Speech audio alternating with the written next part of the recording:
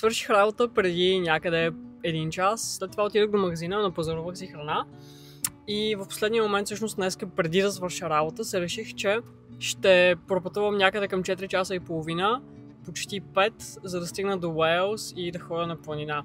Планът е да спя в колата на един паркинг, точно под върха. Би трябвало да стигна към 10:30 там, да си оправя отзад нещата и да спя в колата и сутринта 3:30 някъде да тръгна към върха. И се надявам гледките да са супер за изгрев, така че хайде да тръгваме. Реално ще се изкачвам до Сноудън, който е 1085 метра над морска височина и е най-високия връх в Уейлс. Маршрутът изглежда ето по този начин. Мисля да го изкачвам по билото, което се казва Крибгох и всъщност е доста опасно, ако времето не е много хубаво. Нещо като кончето, само че май е с една идея по-зле. Понеже супер много се хлъзга, ако вали и е доста опасно. В принцип не е препоръчително да се изкачва, когато е тъмно, но в нашия случай ще има лунна светлина и няколко минути преди изгрева, така че няма да е точно по-тъмно.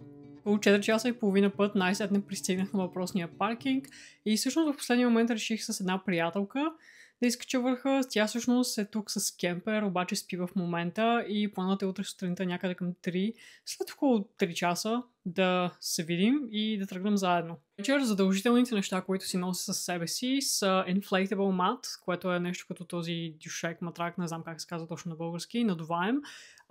Също така си нося 2 одеяла. Изключително рядко нещо е по средата на юли месец да е толкова горещо в Англия. Никога не е било толкова горещо, както виждаш, съм по къси панталони и по къс ръкав. Това почти никога не се случва.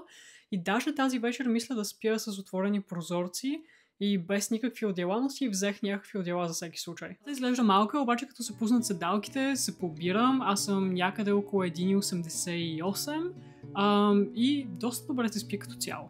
Относно храната, през лятото не ми се яде кой знае колко много, но си взех някакви снаксове, хляб, зеленчуци, хумус, също така банани и други плодове.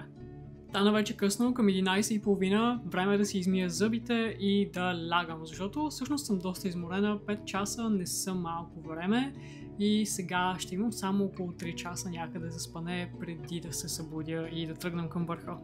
Тази вечер е също пълнолуние, което означава, че няма да се виждат кой знае колко звездите, но пък гледката от прозореца на колата ми изглежда ето така. Така хора, до сега всичко точно. Шофирах около 4 часа и половина, пристигнах току-що, това е някакъв паркинг, буквално по средата на нищото и върха се вижда от паркинга. И всъщност по пътя имаше много такива безплатни паркинзи, които просто някакви кемпери, хора с кемпери спяха, бяха паркирали просто там и предполагам там живеят в самия кемпер, което беше мега яко. Има супер много такива хора в тази част на Англия.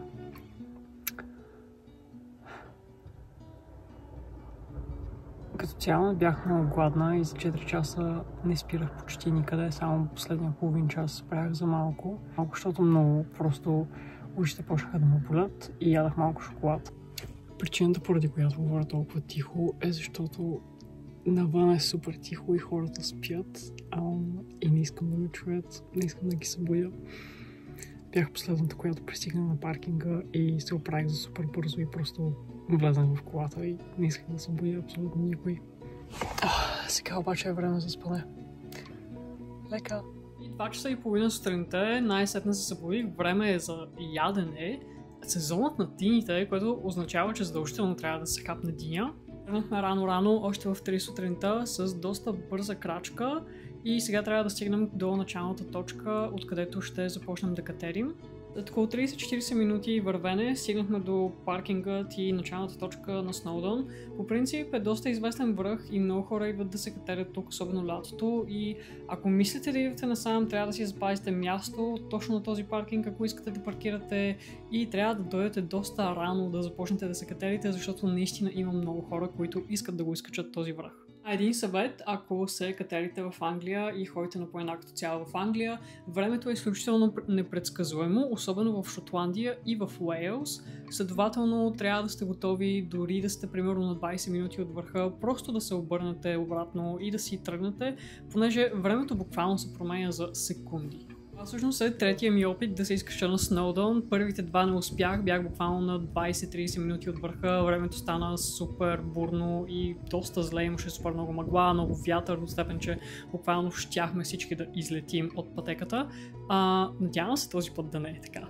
Хубавото на планините в Великобритания е, че когато хванете хубаво време, имате такива готини гледки. Впрочем, за всякакво съдържание, свързано с спорт, ходене на планина, пътуване из Великобритания и извън Великобритания, можете да ме последвате както в TikTok, така и в Instagram. Ще оставя линкове долу в описанието на видеото. Пихме набързо едно кафе, починахме си след около 1 час и няколко минути катерене. Сега е време да се изкачваме към английската версия на кончето. Някъде към 5:30 е, може би 5 часа сутринта, няма почти никой на пътеката и просто всичките тези гледки са изцяло за нас. Просто уникално. Около 30 минути някъде започнахме най-сетне да се катерим по билото, точно в началната част на билото и нещата почнаха да загрупяват. Вече започнахме да се катерим изключително внимателно, като гледахме наистина на къде стъпваме, как стъпваме, да анализираме камъните точно как са, понеже една грешка щеше наистина да е фатална. След 2 часа внимателно стъпване, както виждате, не успях всъщност да снимам кой знае колко много, докато бяхме на билото. Най-сетне вече започна по-лесната част, тук вече почти всичко е доста равно и имахме около може би 30 минути до върха. Нямаше почти никой на пътеката, което беше много добре, понеже по принцип има страшно много хора на този връх, супер много големи тълпи. Всъщност забравих да спомена, че до самият връх, преди да стигнем до самият връх, ще минем през още 3 върха.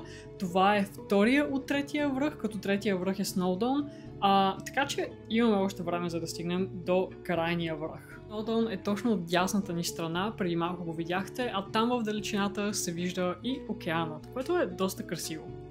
Чинахме си за кратко и после тръгнахме директно към Snowdon, отне ни още час някъде, час и половина и най-сетне стигнахме на Snowdon. Имаше хора, но не чак толкова много, колкото ако примерно бяхме започнали да се катерим към 11 сутринта, сега е едва 9 сутринта. Разбира се, духаше като за световно, нямаше просто да е Великобритания, ако не духаше толкова много. Тръгнахме забързо и потеглихме обратно, само че не по същия път. Този път ще минем през двете езера, които се намират под билото. Защото обаче от цялата работа е, че разбира се, объркахме пътеката и сега трябваше да слезем по козия път. Бегата започваше вече наистина да се чувства, нямахме търпение да слезем долу до езерата, за да може да се накиснем или поне да плуваме, но преди това трябваше да намерим начин да слезем додолу. Тук срещнахме и 2 колежки по пътя, изглеждат доста добре, доста пухкави и определено сигурно се чуят какво по дяволите правим тук. След известно време най-сетне успяхме да стигнем до езерата, обаче лоша новина, забравихме си банските, няма да може да се къпем и най-вероятно само ще си накиснем краката. А водата е толкова чиста, че си нямате и на идея. Тук също е хубаво да спомена, че навсякъде на острова е напълно легално да плувате в езера, в водопади и всякакви други такива неща.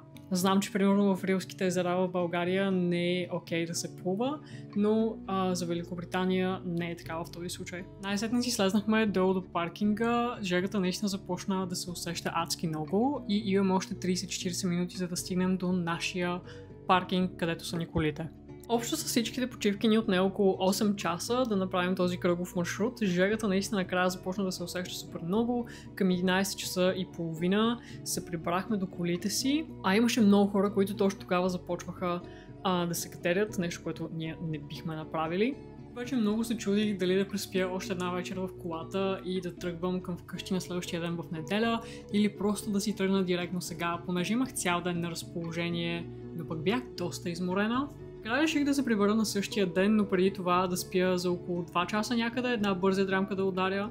Понеже наистина имам доста неща да свърша, част от които са да обработвам доста видеа за вас, както за TikTok страницата си, така и за YouTube, включително и това видео трябва да го обработя.